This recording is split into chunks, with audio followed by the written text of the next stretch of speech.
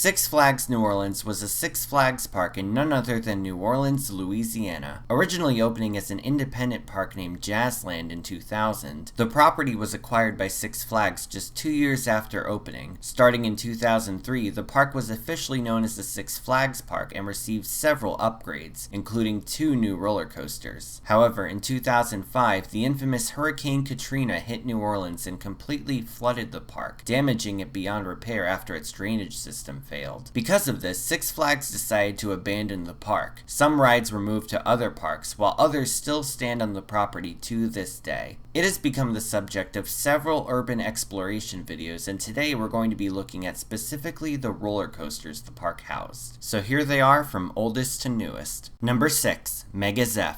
Named after another roller coaster named Zephyr at Louisiana's defunct Pontchartrain Beach, this coaster was meant to be the star attraction at Jazzland. This CCI would have used a steel structure to withstand the humid New Orleans weather and allow for a smoother ride experience. It was also reportedly well received by enthusiasts. According to Mitch Hawker's 2005 wooden roller coaster poll, Mega Zeff reached the top 50, beating coasters like Kennywood's Thunderbolt and the Beast at Kings Island. After Hurricane Katrina, this coaster managed to stay standing but has yet to reopen. It reportedly cost $3 million to reopen in 2012, but no work has been done yet. Though it is yet to be completely refurbished, it was partially fixed up for an appearance in the 2013 movie Percy Jackson's Sea of Monsters. The fact that a defunct coaster can make it into a major Hollywood movie is truly impressive. Number 5. Muskrat Scrambler. Wild Mouse coasters are nothing new. They all pretty much have the same basic layout. Switchbacks to make you think you're going to fall off the track and a few dips. But what's really interesting about them is how many companies manufacture them. High-profile manufacturers like Mack, Maurer, and even Vekoma have taken a shot at the Wild Mouse coaster. But even more manufacturers have built them, one of those companies being L&T, a defunct Italian company known for their smaller family coasters like Hot Tamales at Casino Pier. As for Muskrat Scrambler, it was one of only 2 L&T Wild Mouse coasters built in America, with the other one being the still operating Wild Lightning at Georgia's Lake Winnipesaukee. Considering it's a Wild Mouse coaster, there's not much else to say about this one, though it has been featured in some pretty awesome photographs of the property. Number 4. Roadrunners Express. This Vekoma Jr. coaster was the only family coaster to operate at the park. Originally opening as Rex's Rail Runner, Six Flags ended up re-theming this ride to Chuck Jones' classic characters Wile E. Coyote and Roadrunner. Over the years, several coasters have been themed to these classic characters, and they've opened at such high-profile parks as Warner Brothers Movie World, Six Flags Fiesta Texas, and New London, Connecticut's Ocean Beach Park,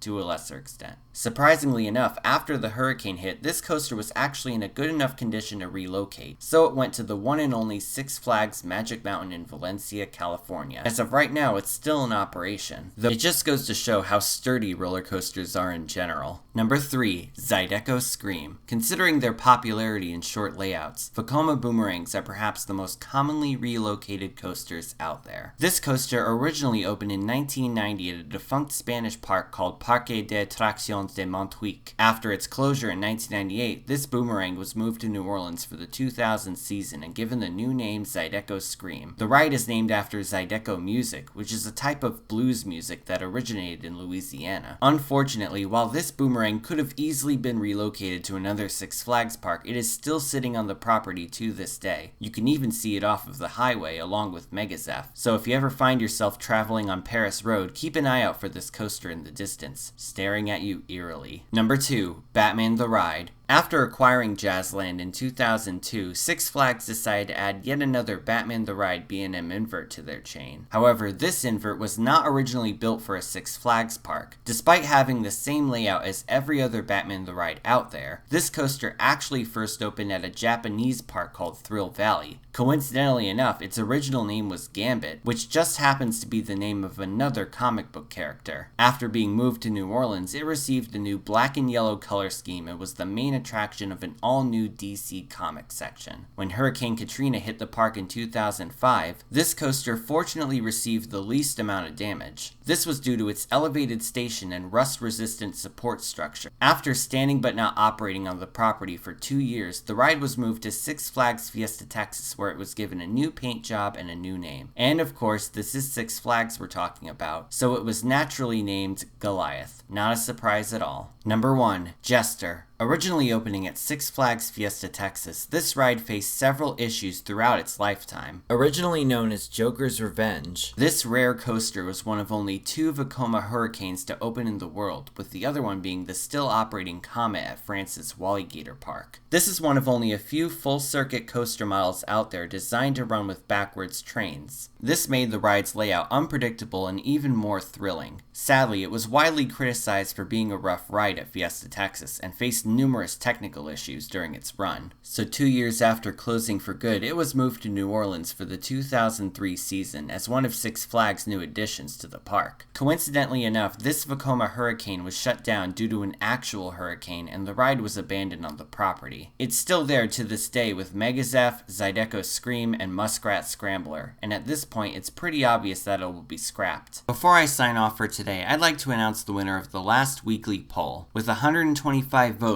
the winner is Hershey Park in Hershey, Pennsylvania. Second place went to Busch Gardens Tampa in Tampa, Florida, and third went to Dollywood in Pigeon Forge, Tennessee. So thank you all for voting. And for this week's weekly poll, I'd like to ask which of the top 10 Golden Ticket Awards wooden coasters is your favorite? I have a link to the poll in the description, so feel free to cast your vote. Thanks for watching, everyone. Feel free to subscribe and follow me on social media. I'm on Twitter, Instagram, and Facebook. You could find links in the description. This is Theme Park Crazy, and I'll see you all next time.